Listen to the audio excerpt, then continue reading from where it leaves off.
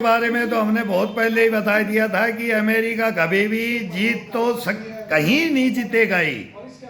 भाई कहीं जीता हो तो आज तक बताओ ये इसको। वियतनाम से लेकर के और फिर इराक में क्या हुआ और अफगानिस्तान में क्या हुआ और अब फिर वही बात आ गई। तो ये तो तुम मीडिया वाले पहले ही बता देते, हम तुम्हारे को बताने जाते हैं। तुम अपने हिंदुस्तान का कर लो मेरे भाई, हम बता देंगे, तुम हिंदुस्तान को बचा लो, नहीं तो फिर तुम ऐसे ही हिंदुस्तान को मरवाओगे जैसे ईरान को अभी तोड़ गया ना। तो अब ईरान फिर बनाएगा और सारी शर्तों के आधार पे ईरान। अब ट्रंप बोल रहा है मैं जीत गया, वो मेरे को कुछ लेके भगना चाहता है। अगर मैं 1-2 डब्बा लिया है यूरेनियम और मैं जीत गया, वो तो हो नहीं पाया। क्यों? वहाँ जैसे हमारे जैसे वो अफगानी पठानी सोडानी बैठे हैं वो पहाड़ों में। मेन जीत हुई है ईरान के जवानों से। तुम्हारे जैसे हमारे जैसे ये हिंदुस्तान में हो जाएंगे ना गद्दार, तो ये हमारे अब जनरल विशेषज्ञ क्या क्या बोल रहे हैं ये सारे। अब हमारी भी बातें रख ले, हम भी इनको बोल रहे हैं। अब पूरे हिंदुस्तान के कर्नल जनरल ब्रिगेडियर भी ऐसे नहीं होते, और जो है ना उनको सामने ले आओ बस। वही तो है मीर जाफर जयचंद, वो परसेंटेज। फिर तुम बचोगे नहीं, फिर हम सबको भी घुसेड़ना। हमारे को नहीं मालूम, फिर हमारे से तो पता नहीं कितने टकराए हैं, कितने टकराए हैं। तो ईरान से भी दुनिया टकराई है।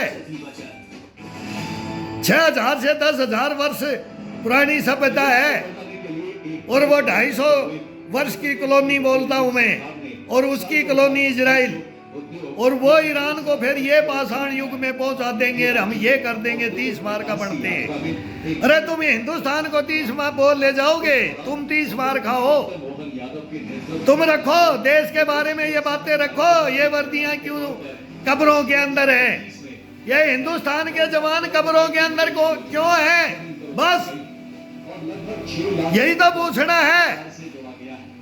वो मर जाएंगे वो ब्रिगेडियर जनरल, आत्महत्या कर लेंगे, विदेश चले जाएंगे, छोड़ देंगे हिंदुस्तान। वो पकड़ लो इनको, गद्दारों को, भेड़ियों को, कमीने कुत्तों को, देशद्रोहियों को, भ्रष्टाचारियों को, मीर जाफर से चंदों को पकड़ लो, छोड़ दो। ईरान उरान ये सब कर लेंगे, वो कर लेंगे। ये पैसे वाले, वो हथियार बेचने वाला है, वो मंडी है, ये सौदा करें। इनके पता नहीं कितने हजारों टन, कितने सिल्लियां सब वहीं पड़ी हैं, सोना चांदी सब लोग लूट के ले जाते हैं। जिस देश का अंदर जो भी इंटेलिजेंट बच्चा आता है कि देश के लिए कुछ करेगा, वो खरीद ले जाता है।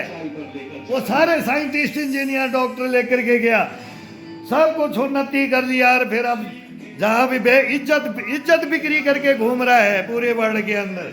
ये इज्जत नीलाम हुई है। ये कोई अमेरिका नहीं जीतेगा, कभी नहीं जीतेगा। 1 नंबर था, छिन जाएगा। अगर लड़ेगा तो वर्ल्ड वार हो जाएगा। कैसे जीतेगा? वर्ल्ड वार करके ही जीत बता सकता है कि मैं बादशाह हूं, मैं बॉस हूं। अभी नहीं है बॉस। बॉस बहुत बैठे हैं। जीनो तो और जीवो, इंसानियत सीख लो। बताओ इनको इंसानियत, हिंदुस्तान को बताओ इंसानियत। तुम्हारे को शर्म नहीं आती, तुम सैनिकों को लेते नहीं हो। तुम्हारे को ये इंसानियत, ये वर्दियां बताएंगी हिंदुस्तान की इंसानियत।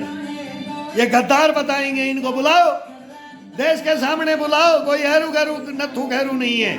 पागल मत समझो यारो, मत एक बार बुला लो, वो पूछ लो, रख दो देश के सामने, करवा दो बहस। मैं तो यही तो बोला था, मेरे को माइक दे दो स्टेज पे और मैं बोलता रहूंगा। तुम मेरा एक ब्रॉडकास्टिंग कर दो इनके बारे में। ये आए, ये कौन कौन है इनके अंदर भेड़िए। हिंदुस्तान में भेड़िए हैं। मैं बोलता हूँ कि ये मिसाइलों का ये सब कुछ दे रहे हैं। ये नरेंद्र मोदी को मारने के लिए हमारे को बोल रहे हैं, तो ये क्या कर सकते हैं? ऐसे ही तो टकराए थे ना, ये भी तो देश के गद्दार टकराए थे ना। मैं तो हिडमा को रोका था ना, उसको आबाद कर दिया उस जंगल में, मेरी गर्दन काट दी। ये हिंदुस्तान है मेरे भाई, ये मेरे भाई हिंदुस्तान है। मत बोलो रे, मत बोलो इस हिंदुस्तान में, मत बोलो।